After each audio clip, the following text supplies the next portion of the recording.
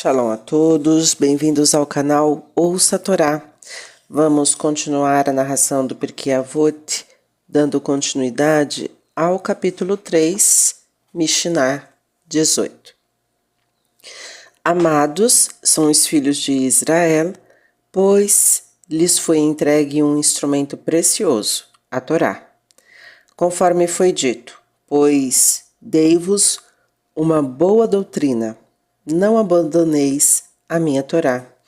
A Torá é um instrumento precioso em dois sentidos. Por um lado, por ser o meio pelo qual o ser humano deverá ser educado e desenvolvido, refinado e enobrecido, para que possa ser imbuído do Espírito Santo em seu tempo de vida e prosseguir rumo à imortalidade no mundo vindouro. Por outro lado, a Torá é um instrumento e o projeto com o qual o cosmos foi criado. O Midrash compara o Todo-Poderoso em sua obra da criação a um arquiteto. Primeiro, por assim dizer, ele examinou as plantas, a Torá, e depois trabalhou e construiu segundo suas especificações. Para os nossos sábios, era claro que a Torá precedeu o mundo, pois em seus níveis de significado mais profundos, a Torá contém os segredos espirituais da existência. Isto, portanto, é o que o Rabi Akiva ensina. O Todo-Poderoso não nos brindou somente o seu amor ao nos dar a sua Torá, como também somos amados por ele de uma forma especial, pois nos informou que ela é um instrumento precioso. Ao saber que esta Sagrada Escritura não é um intento humano de explicar mitologicamente o fenômeno do mundo, mas, ao contrário, é efetivamente o plano segundo o qual foi estabelecido, não devemos, certamente, intrometer-nos em seu texto preciso, nem em seus ensinamentos.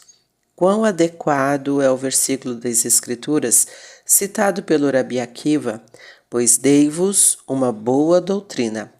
A Torá escrita, não abandoneis a minha Torá, ou seja, a tradição oral que preserva e transmite o verdadeiro significado e sentido da Torá escrita. Existe ainda outro significado implícito no conceito da Torá como um instrumento precioso. Imaginemos um homem de negócios muito bem-sucedido que investiu em vários empreendimentos grandes e lucrativos, sendo que um deles é a sua fonte primordial de receita e a chave de sua carreira investidora e lucrativa. Em seu testamento, esta pessoa distribui estes empreendimentos para seus filhos, mas, para o filho mais querido, ele deixa o negócio pelo qual começou, aquele com o qual mais se identifica e se interessa, e que foi a chave para toda a sua fortuna. Foi o que o soberano supremo do universo fez. Distribuiu pelas nações e grupos do mundo seus valores e seus empreendimentos. Aos gregos ele transmitiu as artes, aos romanos o talento militar, aos franceses o centro estético, aos britânicos um faro para a colonização, aos estadunidenses o sentido de uma democracia estruturada e duradoura. A cada nação ele deu uma herança. Ao povo de Israel, contudo, o Todo-Poderoso deu uma empresa com a qual se identificava desde o princípio, a empresa que é a chave para todas as outras. Recebemos o instrumento precioso da Torá com sua ética moral, justiça e retidão inestimáveis. O povo de Israel, preparado pelas vidas dos patriarcas e purgado e purificado no cadinho de ferro do Egito, respondeu afirmativamente ao desafio do Sinai: se ouvirdes atentamente a minha voz e guardardes a minha aliança, sereis para mim o tesouro de todos os povos, um reino de sacerdotes, um povo santo. A resposta foi: tudo o que o Eterno disse, faremos, e de novo faremos e ouviremos. A decisão de escolher Israel havia começado a tomar forma quando Abraão se voltou para o verdadeiro Deus para descobri-lo e adorá-lo. Ante sua magnífica resposta diante do Monte Sinai, o Todo-Poderoso lhes brindou não somente o seu amor ao entregar-lhes a Torá, mas também o seu amor especial, revelando-lhes que este era o seu precioso instrumento. Tendo-a aceito como base para as nossas vidas, devemos prestar atenção especial à advertência de não abandoneis a minha Torá.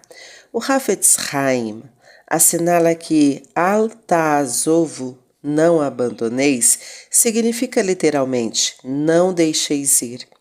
Estamos lutando constantemente com inimigos que desejam nos afastar da Torá e erradicá-la dos nossos corações e mentes. Alguma vez tentam matar-nos através da bondade e nos oferecem emancipação e igualdade de direitos, acesso às universidades, entrada nos clubes de campo, cargos e nomeações cobiçadas, tudo com a condição de que deixemos ir a Torá. Algumas vezes empregam a força e a violência, como no caso da Inquisição, mas não importa o método utilizado, a nossa responsabilidade permanece. Não abandoneis a minha Torá, pois que é o instrumento precioso do Criador. Um dos nossos problemas foi o fato de a Torá ser preciosa e desejável.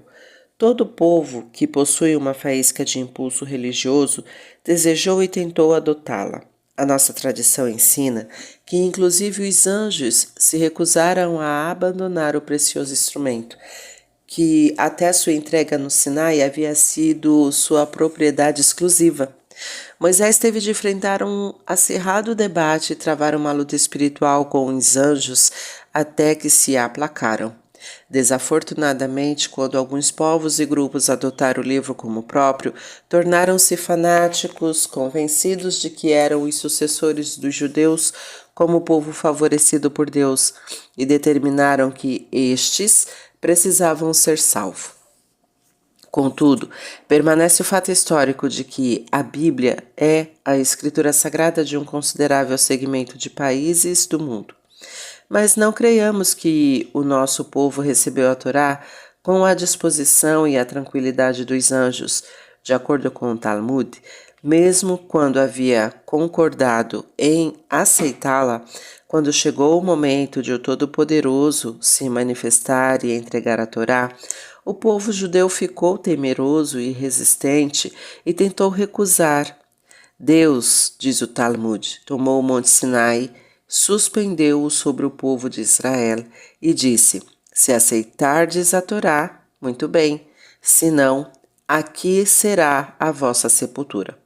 Surge então a pergunta: por que só os israelitas foram escolhidos para receber a Torá? Aparentemente, eles não eram melhores do que os outros povos, e na verdade, o Talmud adianta que no devido tempo as nações do mundo se apresentarão diante do Todo-Poderoso para se queixar. Se tivestes sustentado a montanha sobre nós como fizeste com o povo de Israel, não a teríamos aceito? Finalmente, diz o Talmud, o Todo-Poderoso responderá: muito bem, tenho uma mitzvah fácil, seu nome é Sukkah, ide observai-a. Este mandamento de construir uma cabana e nela viver uma semana serviria como teste para demonstrar se realmente teriam desejado aceitar a Torá. Inicialmente, prossegue o Talmud, cada membro dessas nações levantará uma sucá sobre o teto de sua casa, mas quando o Todo-Poderoso fazer brilhar o sol com seu calor forte, cada um deles dará um pontapé na cabana, derrubando-a para buscar a atmosfera mais fresca de sua casa. O que fará o Todo-Poderoso? Ele dirá: se as nações não podem cumprir uma mitzvah tão simples como esta, da Sukkah, como poderiam observar a Torá? O que significa esta pequena história? Muitos são os que anseiam pela Torá e a desejam, mas nem todos estão em condições de cumprir as suas exigências e viver de acordo com elas. Onde os demais constroem geralmente sua Sukkot? não onde o judeu usualmente o faz, em seu pátio, jardim ou calçada, mas sobre seus tetos, para serem utopicamente piedosos. Eles desejam estar mais perto de Deus, sem que isto signifique dar demasiada atenção à observância de seus mandamentos.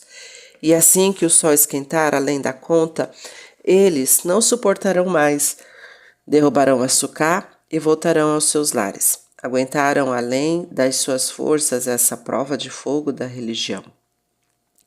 Mas o que faz o judeu quando o calor é muito intenso ou se chove? Segue o ensinamento da lei oral, entra em sua casa para comer sua refeição e não se rebela com fúria petulante nem derruba açúcar a pontapés. A festa continua e também a alegria e a celebração. Amanhã o tempo haverá de melhorar e ele poderá voltar à sua açúcar.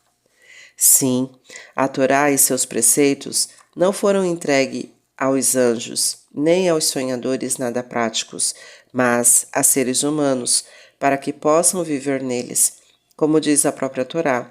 E é a Torá oral que nos mostra como a Torá escrita pode ser interpretada, observada e vivida.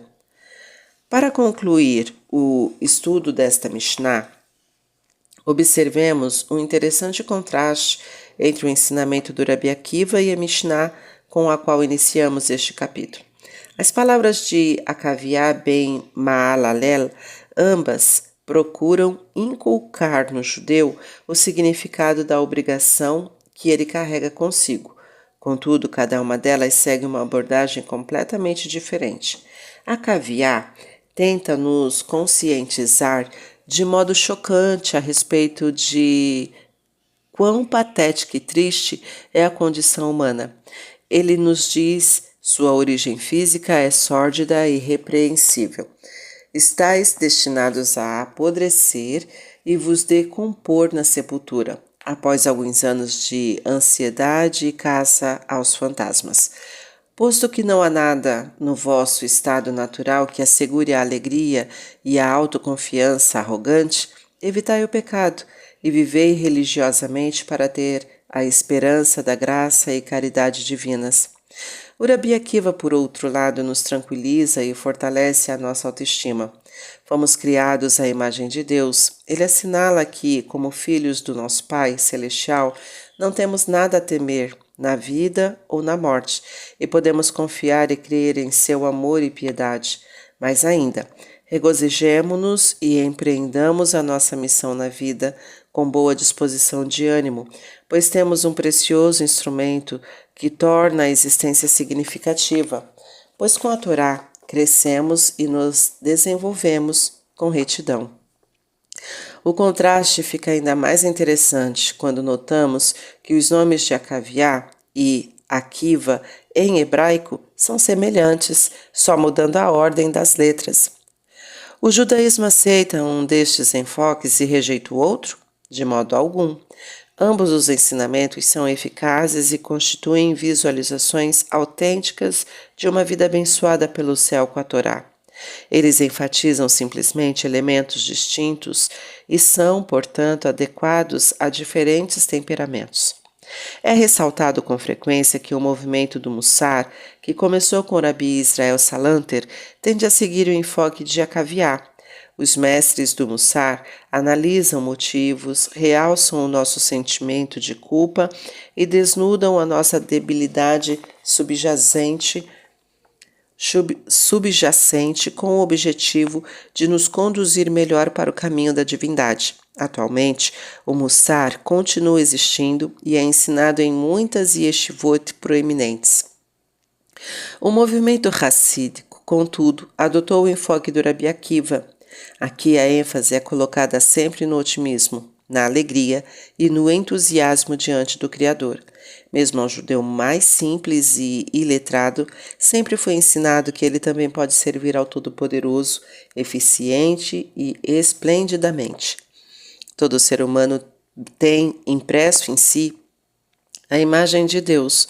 Todos são verdadeiramente filhos do Todo-Poderoso, e se tivermos e amarmos o instrumento precioso que é a Torá, certamente isto há de ser motivo para alegria. Ambos os caminhos conduzem à fé e à adoração. O importante é ter um derer, um caminho claro e consistente para Deus, e segui-lo, que o iníquo esqueça o seu caminho não é um derer em absoluto, ele não leva a lugar algum. Vamos continuar em outro momento. Tá gostando do conteúdo do canal? Então curta, comenta, compartilha. Se ainda não é inscrito, se inscreve, ativa o sininho e fica por dentro das novidades. Shalom a todos!